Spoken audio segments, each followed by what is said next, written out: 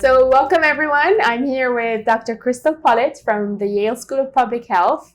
I'm so excited you're here. Thanks so much for talking with us. I've known you a long time.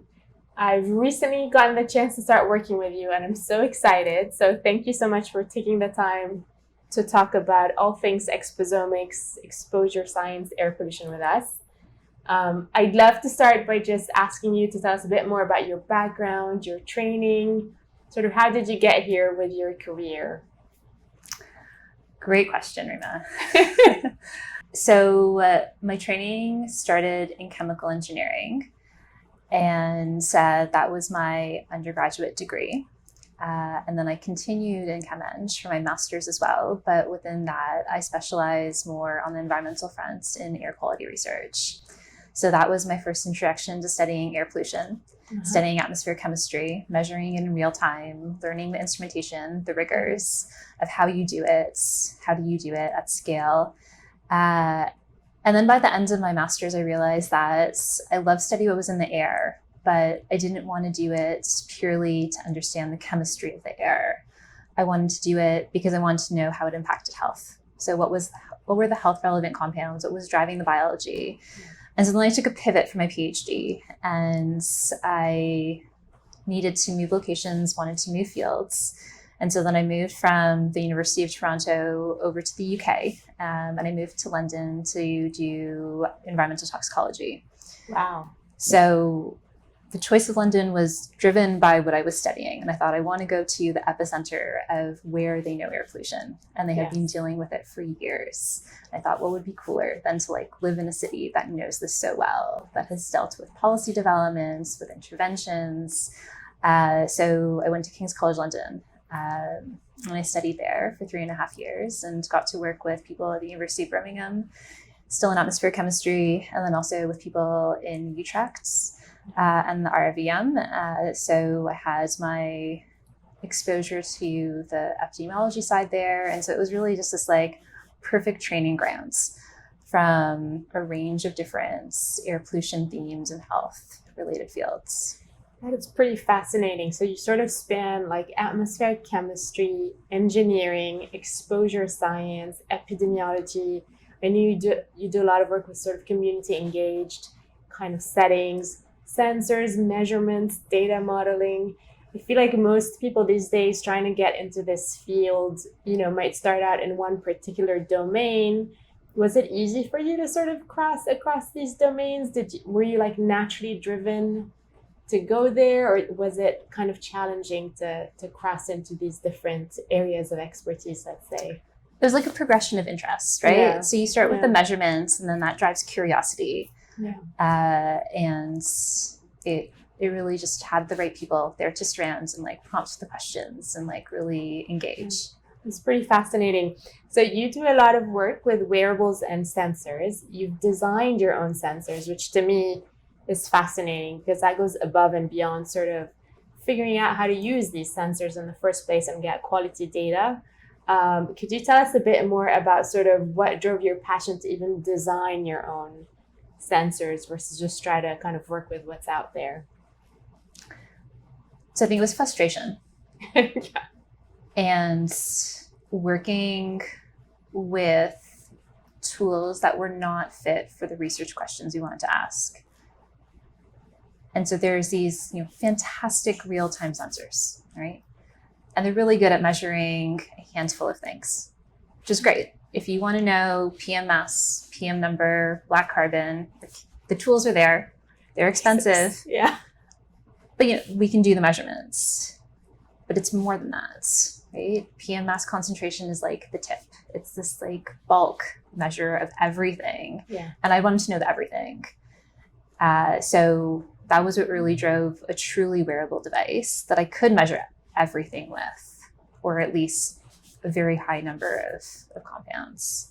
As much of the chemical space as possible. As possible, right?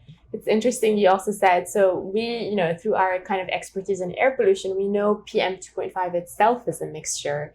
And then here you are measuring PM and volatiles and semi-volatiles and sort of the big mixture for what we call exposomics, right? So you play a big role in the NEXUS Center, which we'll talk about in a second. But I guess also, I was listening to an amazing lecture you just gave at the Exposome Bootcamp.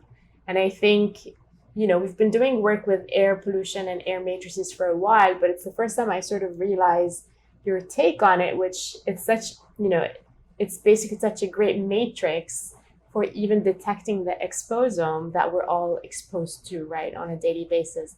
So how, I guess, has your evolution been in the exposomic space in terms of kind of connecting those dots to think of air as this amazing medium, to pick up all these signatures? So when we started out with these wearables, it was really just about measuring like classic emissions that we knew were released into the air. Yeah. So could we measure these combustion signatures? And we could. We could measure PAHs in abundance. We could measure them easily, and we could measure them at scale with large populations. But then it was really the mass spec analysis. So we started seeing more, and that's when we started seeing like phthalates and PCBs and flame retardants and like whole hosts of chemicals that we just like didn't expect to be there. And that's what really showcased the capabilities of the air and being able to draw from it. And how connected it is, I guess, to like things in furniture, that off gas and in the dust and in your carpets and kind of your whole life, like you described it, right? It's fascinating. So you're also the co-lead of the Chem Bio Analysis Hub in the NEXUS Coordinating Center. Could you tell us a bit more about what your mission is with your colleague, of course, Tom Metz? What are you guys thinking of doing? What are you planning for in the Chem Bio Hub? So many plans. And why? Why is probably the bigger question. Yeah, so this is a really exciting activities planning with Tom. So we're really focused on what we should be measuring and how we should be measuring it, and making sure that we can raise the bar collectively for all that want to be able to measure it and provide insight on a common methods, best practices, and be able to standardize across approaches. Mm-hmm. So we're planning a harmonized measurement initiative where we can see how labs compare across each other and how we can have more comparable results to bring together, and then what that means to inform best practices for people that are starting out and really make measurement more approachable. It's pretty fascinating. That's a big job, I know, but you're also doing it in a very international collaborative fashion, right? So are you working with sort of collaborators in other countries to try to harmonize? How big do you think this effort could end up becoming? So it's exciting, right? So we started off with developing a survey, and we just wanted to know, what are people doing now? What are they doing in the space of what we call exposomics? What are they doing in terms of proteomics, lipidomics, metabolomics? And we sent it out to a lot of people. And we got responses from across the US, which was wonderful. But then we also got responses from over 20 other countries. Mm-hmm. Wow. So right now we have about 250 responses from different labs. And it's fascinating to see the range of methods, the range of compounds that are being measured. That's a lot of labs. And, I know the collaborative sort of coordination element of it is big, but it also probably speaks to the worldwide interest in kind of advancing these methods forward and pushing them forward. Huge appetite. That's pretty cool. Where do you see, I guess, the future going? I don't honestly like these like super high level questions, but just in terms of like things you're excited about in this space for exposomics, for the methods that you use. What do you think are the big exciting ideas or potential? The whole world. So I'm excited that we're all talking together. I'm Yeah. excited that we're collaborating. We're coming out of the silos. Yeah, that's a great one. And we're harmonizing across what we're doing. Because I think that's the only way that we need to scale to be able to work together. I love that. And speaking of silos, right, I think traditional sort of educational programs, or the paths that we all take to get to where we are, it's very easy to get stuck in silos, or at least the way our educational programs are structured. How do you think, what are the essential skill sets your team has, let's say, or people you work with? What are all those domains that you interact with regularly?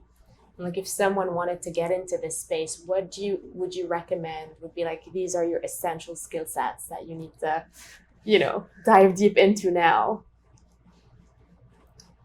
So personally within my group, so still being at a school of public health, looking at the backgrounds of students that are coming in, a lot of them are still engineers, which is interesting. Yeah. Range of different engineers, from environmental, civil, chemical, some training within computer science, but that being the core. And that's like really robust quantitative core. And then I really see them thrive when we throw the biostatistics, the epi methods at them, and then they can continue within the analytical chemistry space as well.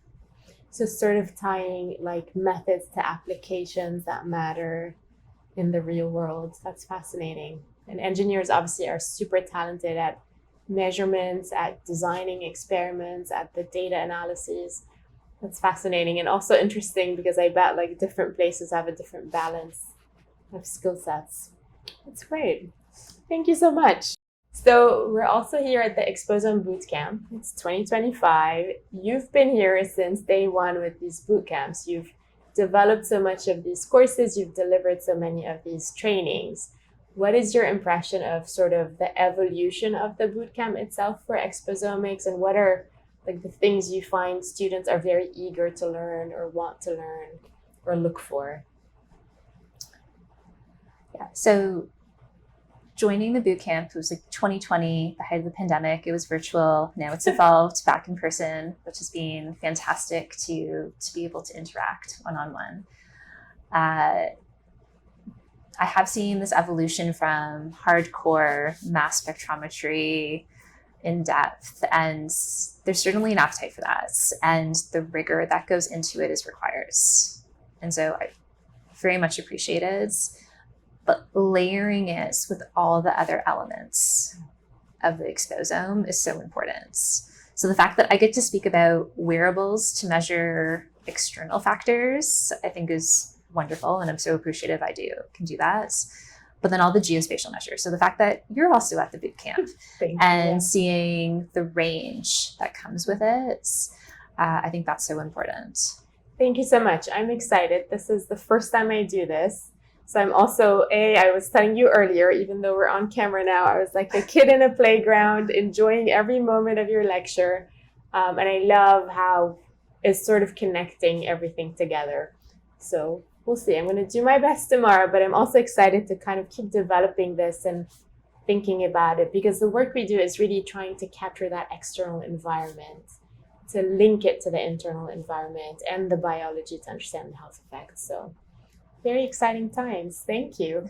So Krystal, could you also tell us about this incredible group that you've been sort of leading and organizing around the GC Orbitrap? Yes. So this was an idea that came out of conversations with Doug Walker at Emory. Yeah. We, many of us operate the same instruments. Instrument from Thermo called the GC Orbitrap, which is a high resolution gas chromatography instrument. And we all had similar interests in why we're operating it, all to measure environmental features, to apply those to health, and use it for exposomics. So with that shared interest, we started a users group called the GC Orbitrap Users Group Meeting. It's a good name, Yeah. It was descriptive to what it was. And during COVID, we launched it, and it was this fantastic opportunity just to stay connected.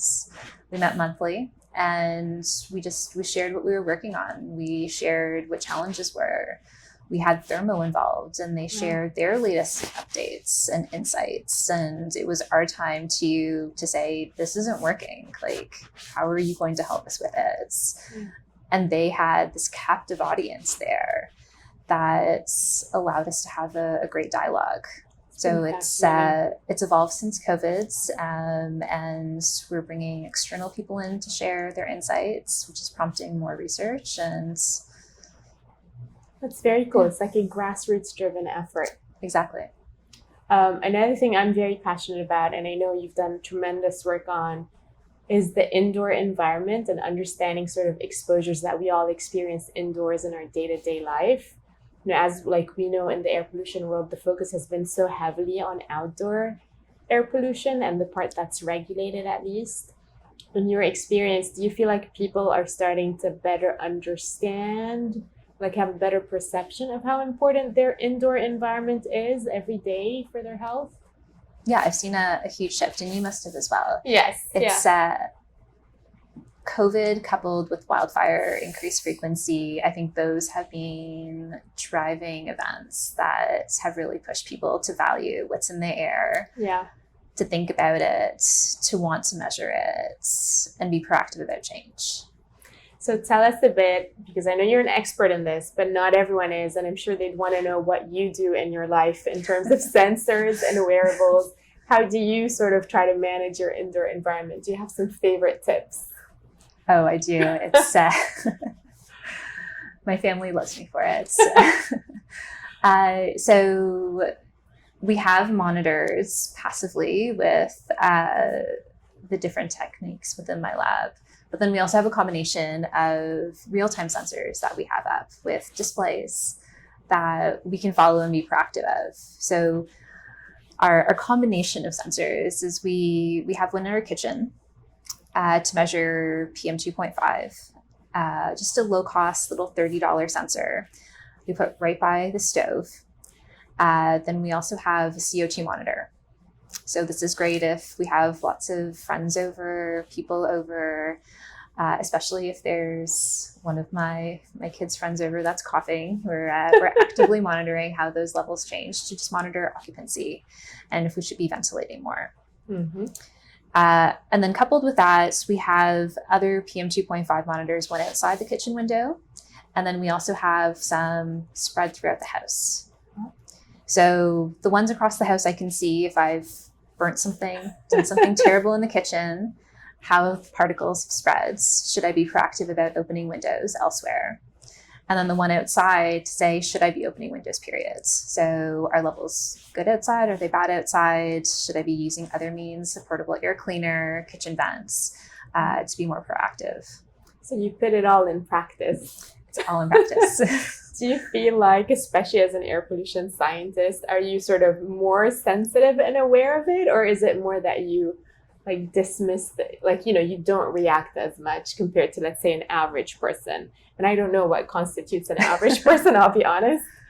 But is it like, do you go more attentive or less attentive, you feel? I think I'm hyper attentive. Okay, that's a good word. Not just for the PM 2.5 or the CO2, the products that are being used, the foods that we're bringing into the house, the furniture we're buying, the carpets. Yeah. It's percolated through me and thankfully my family as well. That's amazing. And, again, you have that information. I feel like one challenge we have whenever we're talking about chemicals in general, right? But the indoor environment and how complex it is that people who are maybe less aware might be more worried or scared or like think that, everything is going to harm them.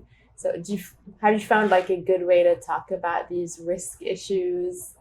What's sort of your approach to just a general audience when you're talking with them about how to kind of balance, fear and concern of chemical risk?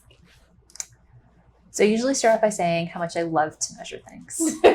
And I think as soon as we can put a number to it, we can then start to quantify, is there risk or how we should go about doing it?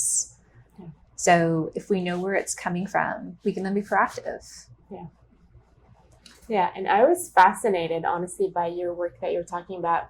So you're seeing a lot of, let's say, chemical groups or kind of sources that we don't typically think of that you're measuring in indoor air and in outdoor air. So things like food preservatives and flavoring compounds. Could you tell us a bit more about sort of what are you seeing in this novel space and where do you think it's coming from or what's the importance of that? Yeah, so we're seeing food additives, we're seeing foods, pesticide applicants. We're seeing dyes and colorants, coatings from surfaces that are all migrating into the air. In the air. That's what I want to emphasize, right? In the air. Yeah. So things that you wouldn't necessarily expect. So this is the coating on this chair, but I can feel that there's a coating on there, and that coating is all migrating into the air. Wow. And there's a signature that we'll detect from that. So if that's a PFAS related compounds, we've detected tons of PFAS within the air, which we normally are focused on detecting within substances. Yeah, that's fascinating. And again, talks to sort of how interconnected all these media are in our day-to-day lives. I'm so excited to see what you do next. And I promise you we're going to have a lot of cool ideas to keep talking about. Any final thoughts, closing remarks, anything you want to tell folks who are excited about exposomics to keep an eye out for? If there's something you want to measure that you're interested in measuring, there is a method that can be developed, and we're excited to partner with you on it. Talk to the experts. Thank you so much, Krystal. It's been so fun talking to you. Thanks, Rima. Thank you. Bye, guys.